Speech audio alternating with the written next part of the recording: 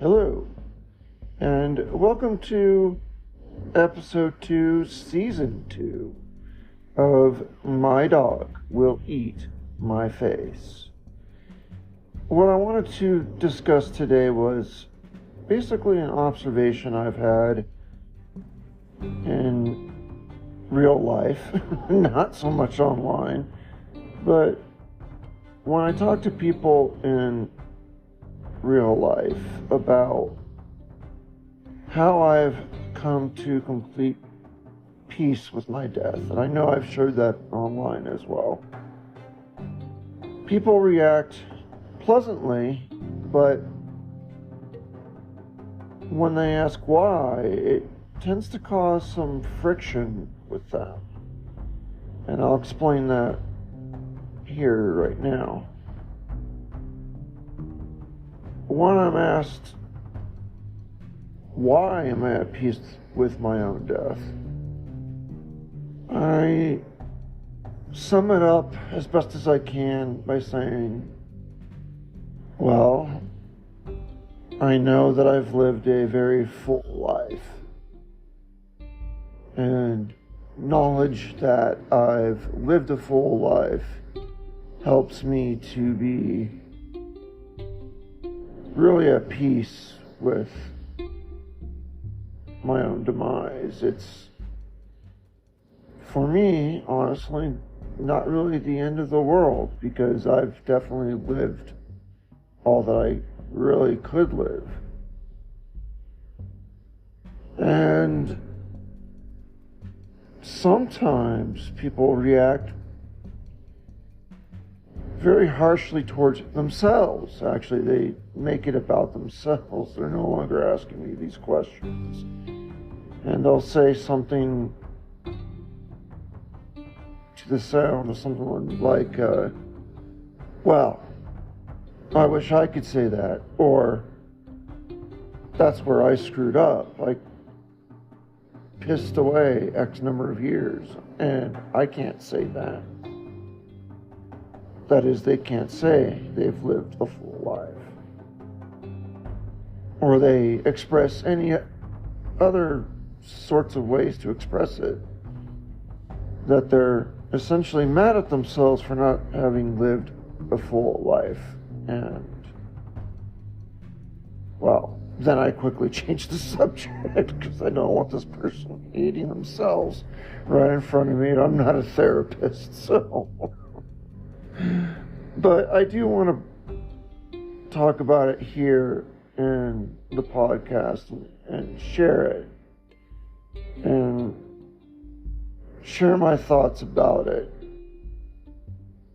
Yes, these people can certainly judge themselves, and they're probably pretty accurate.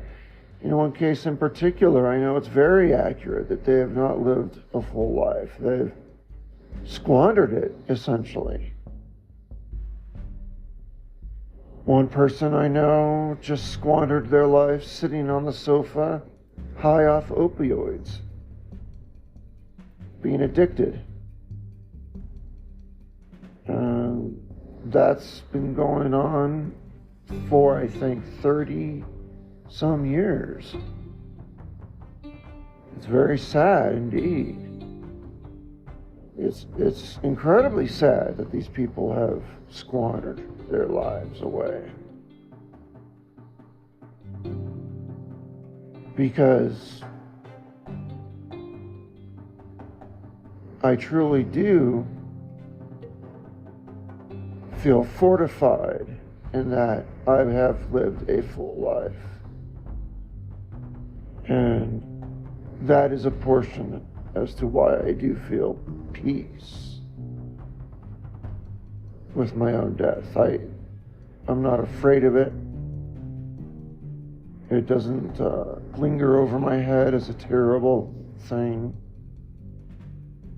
If and when it happens, it happens. And I'm fine with that.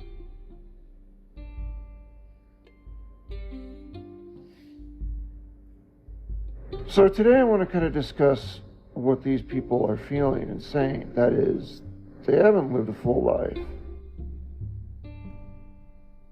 and touch base, and at least here on the podcast, how I think they're actually just still throwing away their remaining life because that's the way it's always been.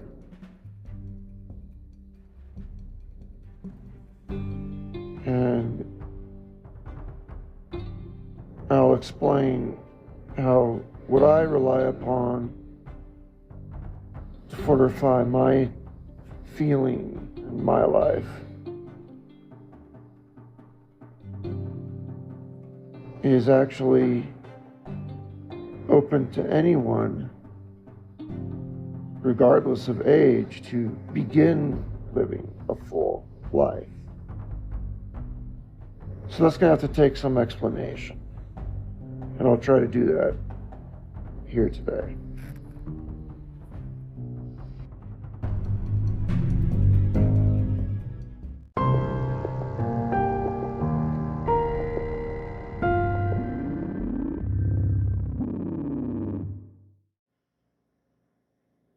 So let me begin with revisiting some of the quotes or sayings that I have used personally in my life to give me strength and to give me hope and to give me happiness.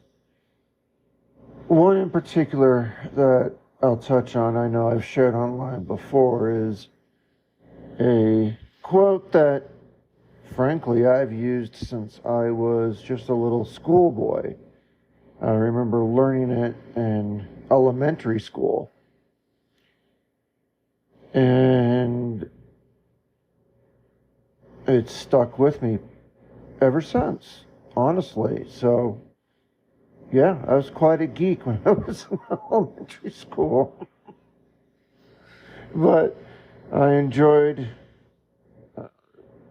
learning new things even then, and especially was attracted to quotes that helped to push me forward in life and to help me feel better in down times. And amazingly,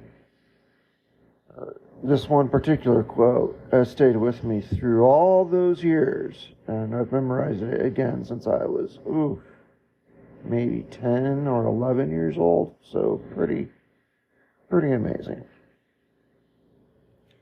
But that quote is, "Happy is the man, and happy he alone, he who calls today his own, he who secure within can say, tomorrow do thy worst, for I've lived today."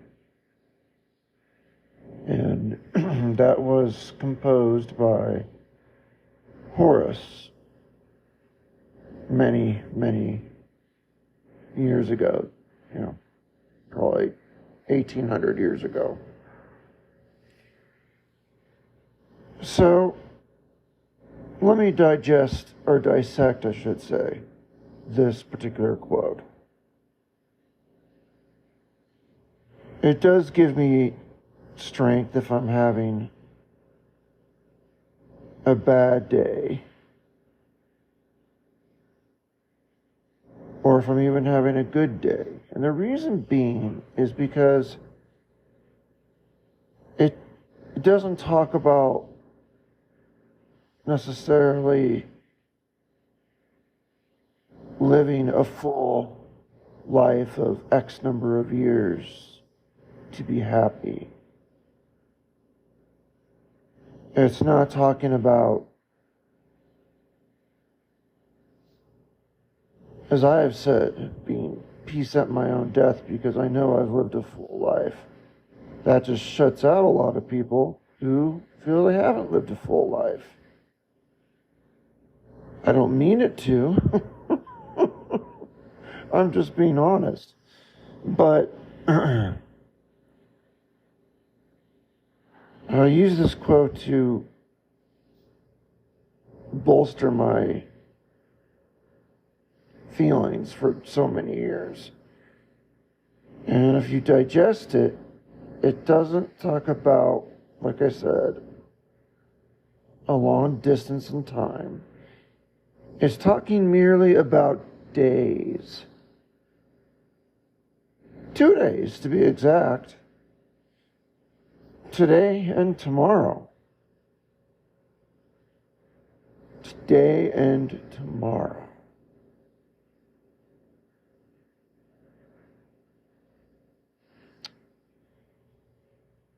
Well, I think that's important to anyone who feels they haven't had a full life, is because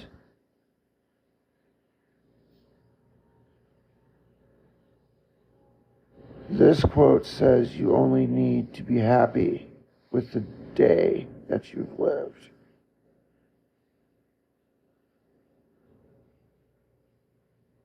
Just the day. And have that feeling that tomorrow could be terrible. And it's okay, because you had a good day today. So really, his quote is pushing the reader in increments we all can relate to. Basically, literally a 48-hour time span, 2 days. That's a lot easier to achieve than a lifetime of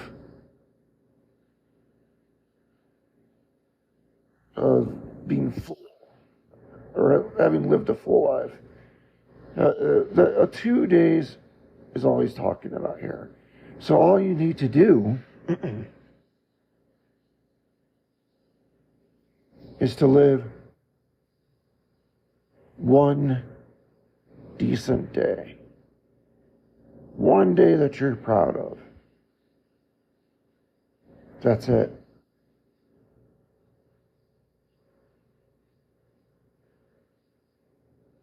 And then you just do it one day after the next day, knowing that tomorrow could be terrible, and that's okay. Because today, you lived a good life. You lived how you want to live. You made the right decisions. You were the person you wanted to be. And I don't mean like, I wanted to grow up and be an astronaut. I'm not talking about something stupid like that. You're the person that you wanted to be, I think, in the moral sense. You wanted to possibly to be a good person. And you were. It could be something simple also, a task that you maybe wanted to complete and never could, or never got around to it. There could be something as simple as cleaning out the garage. Well, that's not a simple task. Actually, scratch that. That's not a simple task. You deserve a medal for that. No, I don't know. I cleaned the fridge or something. I don't know. You did something, successful today, a little. That's all he's talking about. Making today a day that you could be happy with. Even if tomorrow is terrible.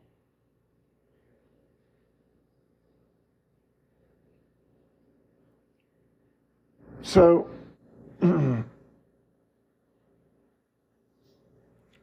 I think looking at it, that quote,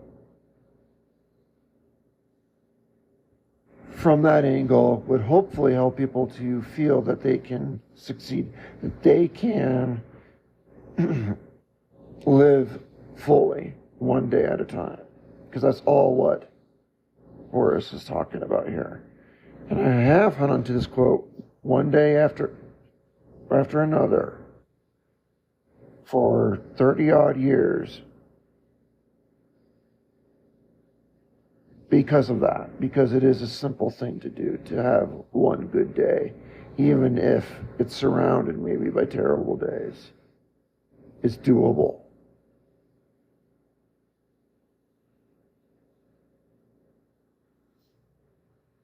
So maybe that could help some people who think that this is a task that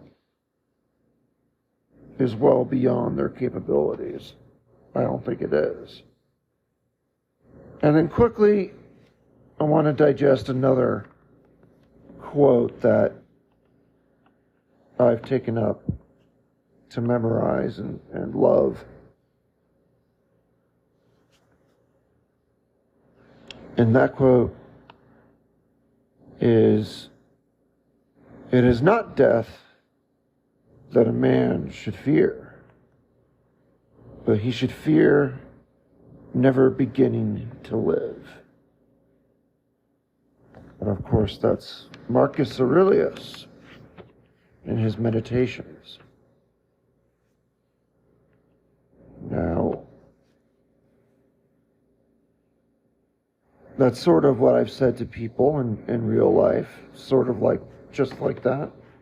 And they, as I said, they get defensive. They make it about themselves and they say, well, I can never do that.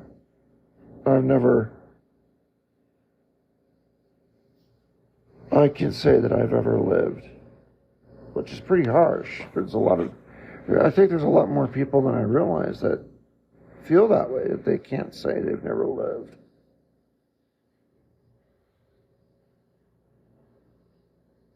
But on the contrary, you have. You're alive. If you're listening to this, you're alive.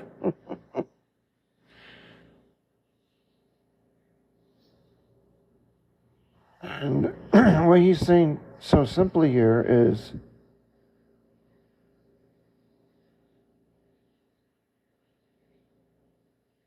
just living and being happy with, again, how you've lived today.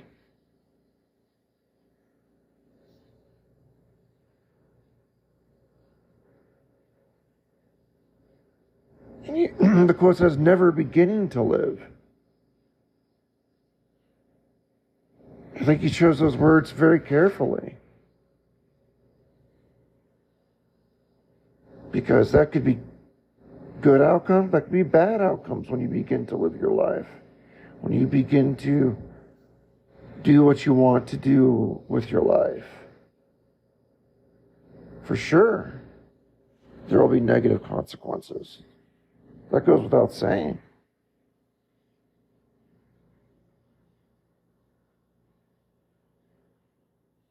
Those negative consequences, I think, help to make your life full. A third and final quote I'll share here today. Excuse me, I've been fighting a cold for like 5 days now, 6 days. It will not go away. But a third and final quote I wanted to digest here is, I judge you unfortunate because you have never lived through misfortune. You have passed through life without an opponent. No one can ever know what you are capable of, not even you. And that was by Seneca, the Roman senator.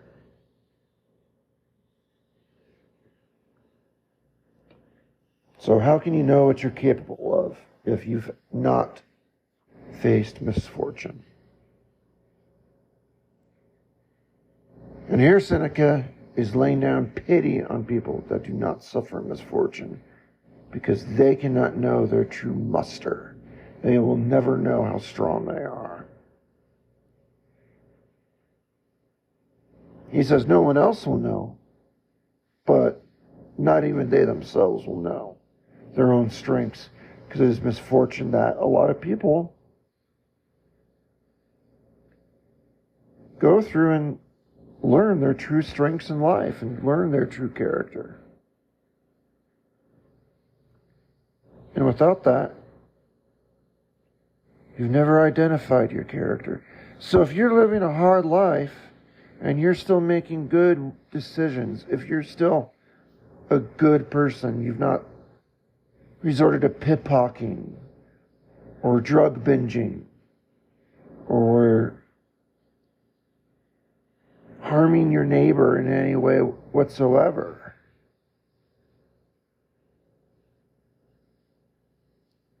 even though your life, for all practical purposes, sucks, that is showing strength. That is showing something within you.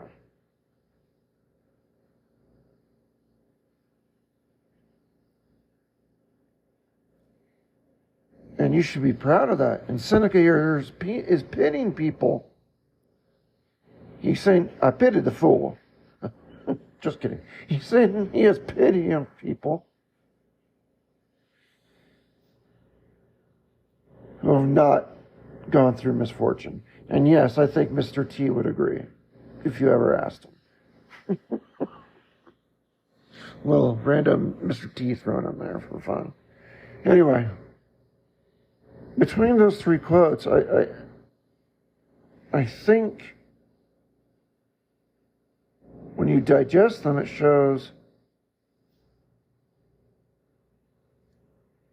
that if you don't feel like you've lived a full life, the option is right before you to make that different. Any one of us can make that difference starting today.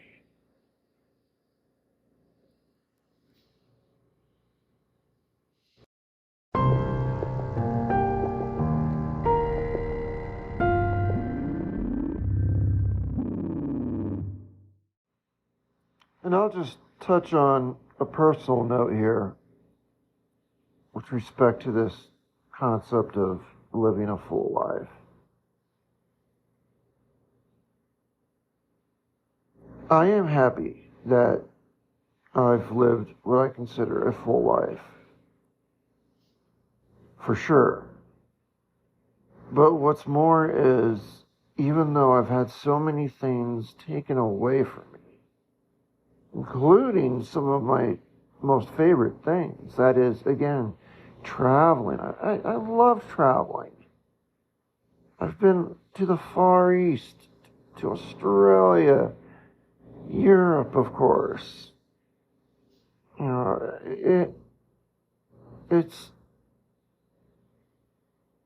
absolutely one of my most favorite things to do. And now I'm stuck basically in a small apartment because I'm tied to 16 liters of oxygen that makes me totally immobile. I have enough tubing to get around my home, barely. There's some parts of my place where it's not long enough and I have to take it off briefly to do something small maybe in just this far reach of my apartment. But beyond that, for the most part, beyond that, the reach of that tubing, I can't go anywhere. You can imagine the loss that I've experienced with that. I loved eating at restaurants, and I can't do that anymore either. For the same reason. There are portable tanks, but on such a high flu, one tank is dead in 23 minutes. I know this to be true. I've timed it. I can take multiple tanks. You know, I mean, they're incredibly heavy. I can't take multiple tanks. I'd have to hire like a caravan. Oh my gosh. Actually, that would be hilarious if I were sitting in a refined restaurant. I could just see me sitting there with a camel behind me, packed down with oxygen tanks. And some Berber traders hustling tanks back and forth to me. I don't know why I just pictured that. I find it so funny. Anyway, barring that opportunity, if it comes up, I can't eat at fine restaurants anymore, or any restaurant for that matter. So, a lot of my favorite things have been taken away from me, and I'm still alive. This is not a ghost talking to you. I'm still alive as of this recording, and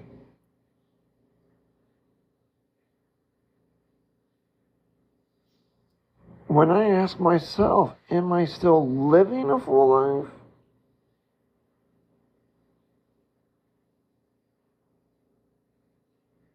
At first,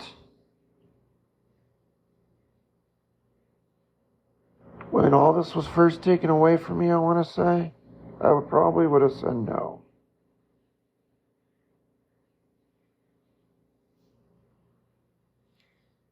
But honestly, if you ask me today,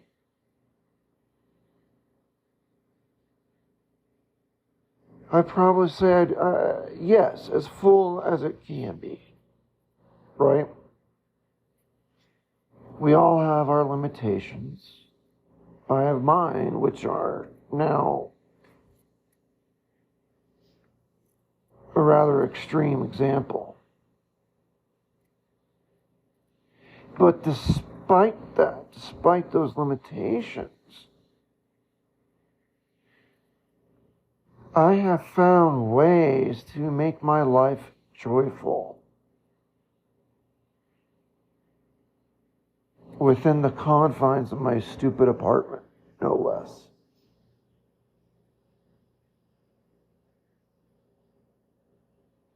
I've adopted a new dog who I love dearly. He's awesome. His intelligence blows me away. This dog is so smart. It's just unbelievable. He's sitting right next to me, cleaning himself, cleaning his paws, being nice and quiet, laying on the floor.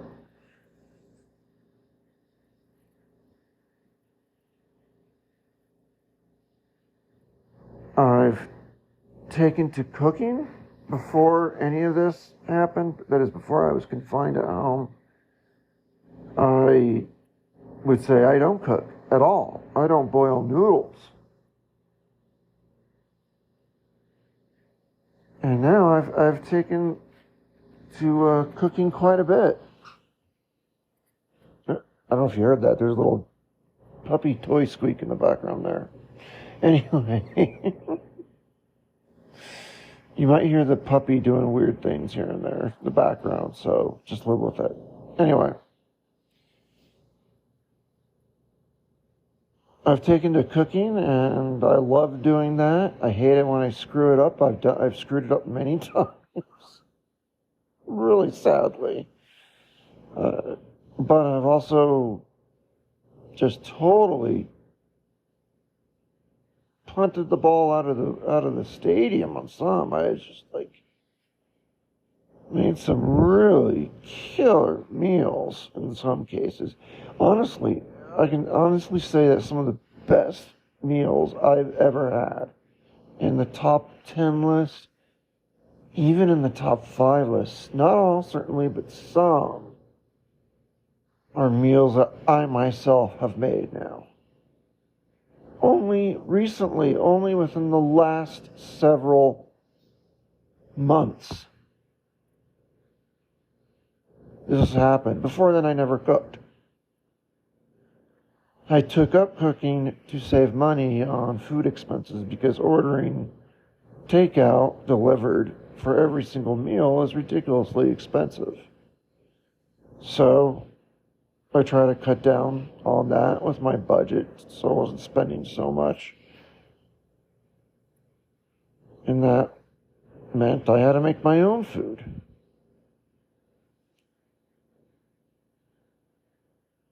So I've taken on a new hobby.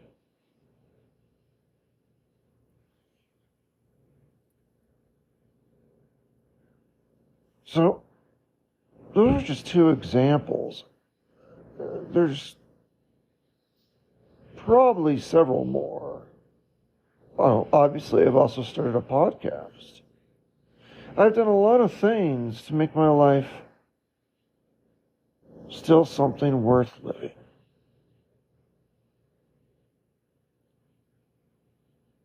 And I still do things that I can succeed at and things that I can fail at. And that's life. That's what makes it full in my mind. I'm sitting here and I'm just looking forward to dinner because I've got leftover food from last night. That was delicious. It was a katsu glazed pork chop. Oh, pork chops. And candied sweet potatoes, which were basically just roasted sweet potatoes, mixed with olive oil and brown sugar, coated in brown sugar. And basically it came out like just the most indulgent candy I've ever had in my life. It was so yummy. The sweet potato just melts in my mouth with the crusty sugary outside from the brown sugar. Anyway, so I'm sitting here looking forward to dinner, and it's something I made. So yeah, I'm living the best I can of my life.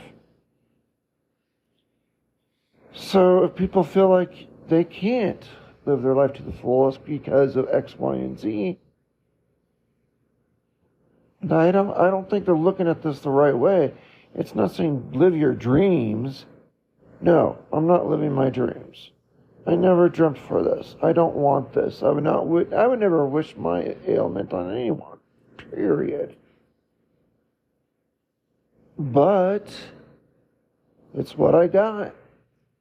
I could sit in bed and complain all day, or I can get up and try to do something to make it worth living still.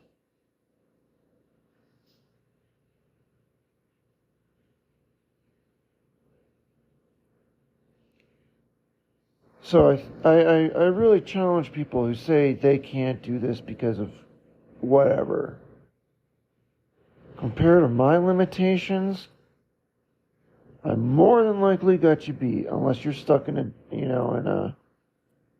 iron lung.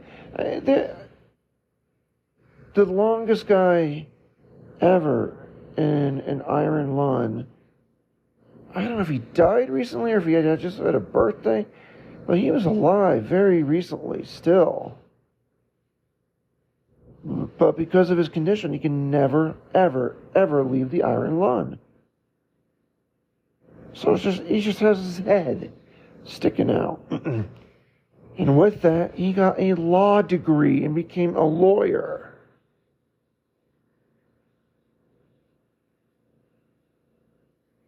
So I'm thinking, good God, I got no excuse. And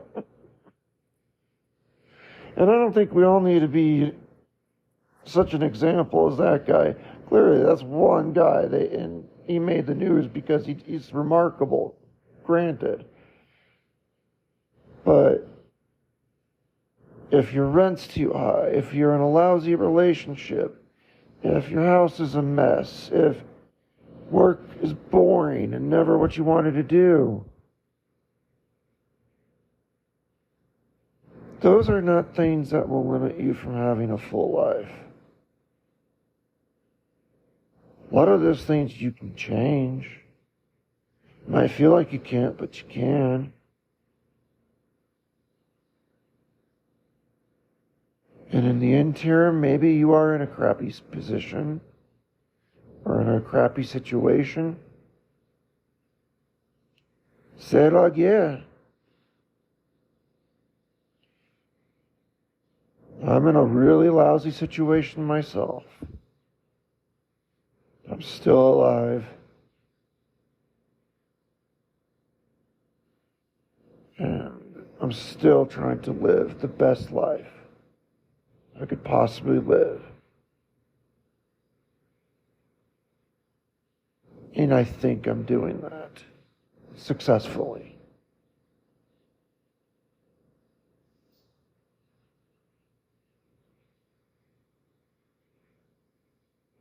So that's why these quotes actually still do have significant meaning to me as well. I still can say, tomorrow do thy worst, for I've lived today. And I can still be grateful that I have lived.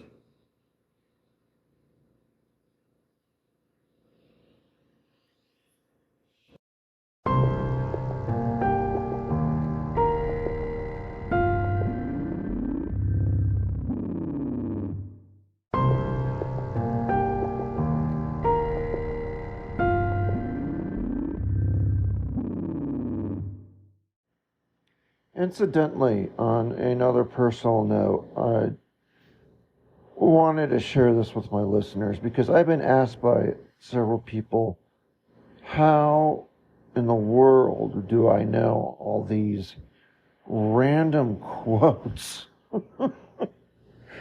And, they're just shocked by it. It's more shocking in person because I bet people think I'm just chasing down quotes on Google or something when I'm on my podcast, but I'm not. These are really quotes that I know. Some I don't have as well memorized than others, and I have to refer to it a little bit to get it right. But for the most part, they're all perfectly memorized. And the reason for that is I have kept what I call a quote book, for lack of a better word, I know, a very original word. It's a book of quotes. I've kept this book since, oh my gosh, probably 5th grade.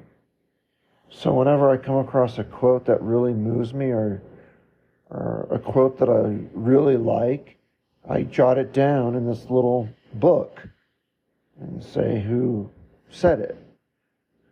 And usually when I put it in there, I memorize it. Sometimes I don't memorize it perfectly, and I might have to reread it a couple times when I go through my quote book.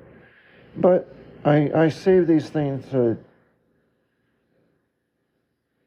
make me, I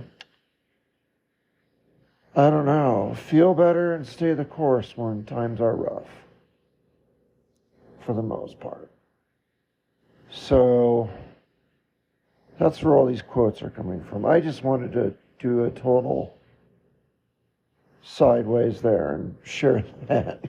Because I know people might be wondering, where is he getting this all from? Is he just on like some web page?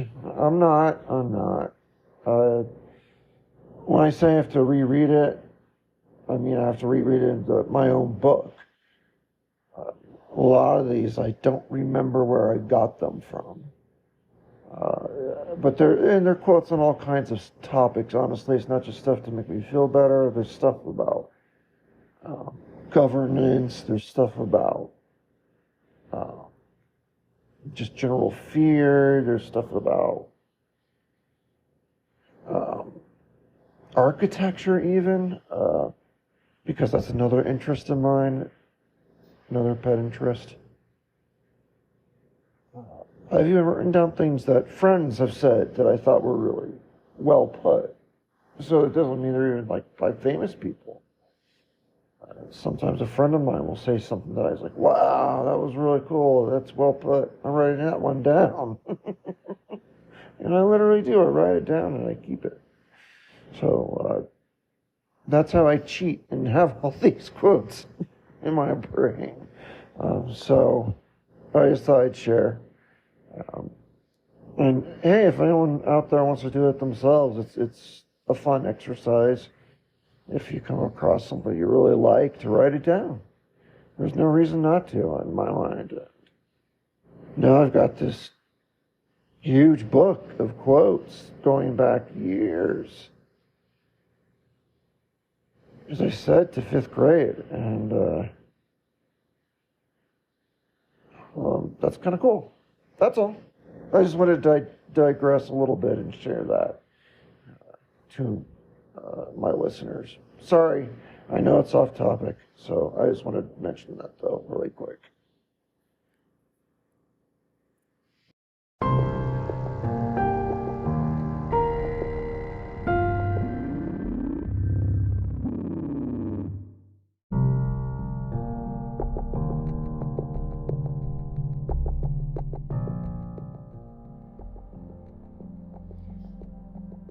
Now, coming back to the topic at hand, that is living a full life and how so many people feel they can't. I hope sharing my feelings on it helps to clarify for others and for myself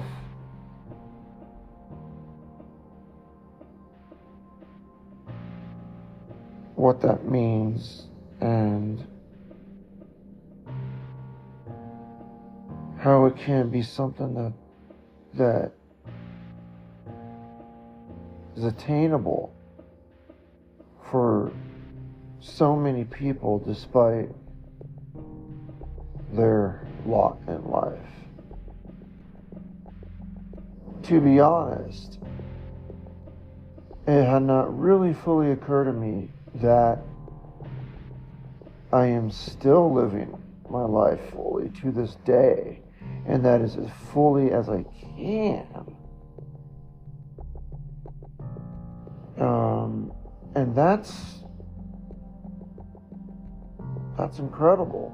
I'm very happy to be able to say that honestly. And I hadn't really stopped and realized that until I did this podcast.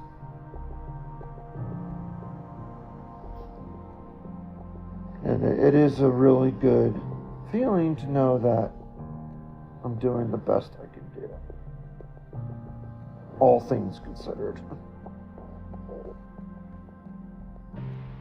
And I hope for my listeners that they realize they too can live a full life, even if they're experiencing hardship. I'm most certain many listeners are. And hopefully they can realize that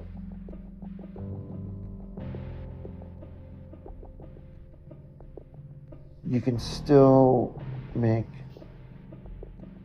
the day a good day. And you don't need to worry about your entire lifespan. It's just a day at a time.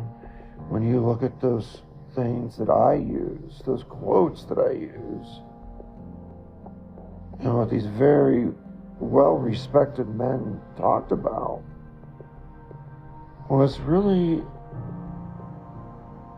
a single day at a time. Until you have a whole lifetime.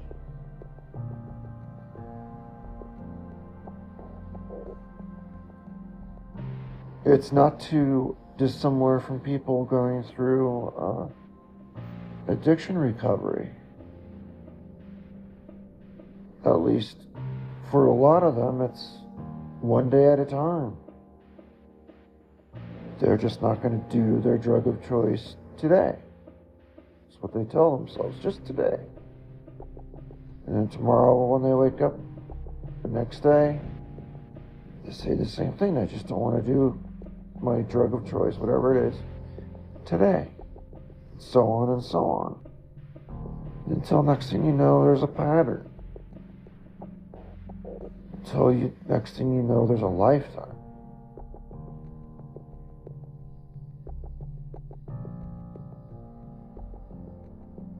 So, I don't think anyone, no matter how old you are, no matter what your hardship is, with some exceptions, extreme exceptions, I guess,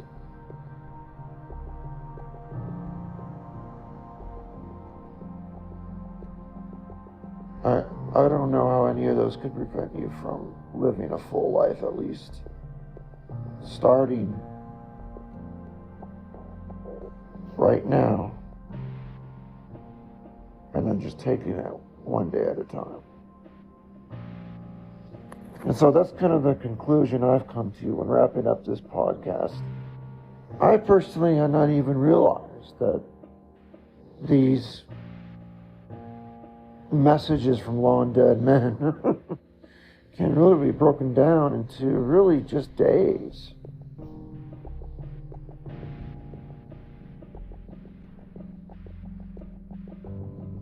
And that was a surprise to me. So, no wonder me referring to them in times of my hardship. I was doing the right thing by just making today better for myself. And I hope my listeners could do the same for themselves with whatever they choose to do that. Obviously, I'm not saying you need to have quotes to do this. It could be exercise. It could be anything. It could be talking to your mom. It could be cutting your gerbil. I don't care. Whatever it is that makes you feel good, you can still do it. And you can still make today a good day. Yeah. Hardship is not a bad thing. It's the best way to show your muster, how strong you are. And I'll bet my listeners are stronger than they ever expected. Because most people don't know their full muster until the most extreme of tests.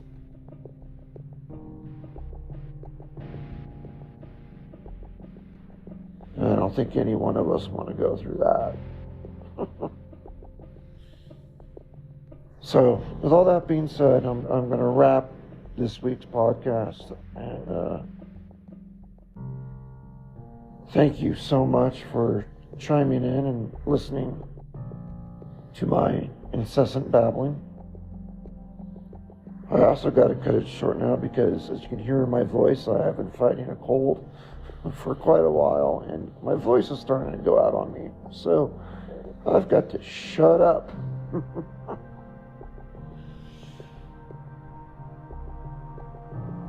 But please follow the podcast in whatever app you're in. Turn on notifications so you're notified of future podcasts. And if you really want to support the podcast, go to patreon.com/mydogwilleatmyface. And just drop a little shekel for this podcast. Because it does take my time. And it does take a little money to keep it going. But truly, the greatest gift is something you've already given me, and that is listening to it. So thank you very much for listening to the podcast. I sincerely mean it. I am moved and humbled that people care to listen to my silly babbling. So, I hope to babble at you again shortly. Maybe next week. But for now, auf Wiedersehen.